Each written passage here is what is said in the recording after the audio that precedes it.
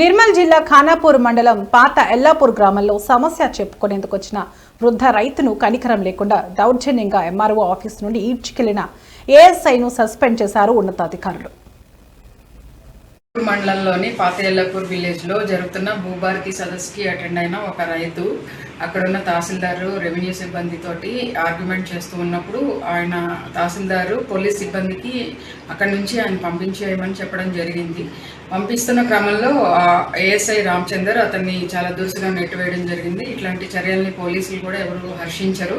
ముఖ్యంగా నిర్మల్ పోలీస్, మీ పోలీస్ అని మేము ఒక క్రమంగా ప్రజలకు దగ్గరవుతూ ముందుకు వెళ్తున్న క్రమంలో ఇట్లాంటి చర్యలు అసలు నిర్మల్ పోలీసులు ఎట్టి పరిస్థితుల్లోనూ సహించేది లేదు. అలాగే మా జిల్లా ఇన్ఛార్జ్ మినిస్టర్ సీతక్క గారు కూడా ఈ విషయంలో ఆరా తీయడం జరిగింది.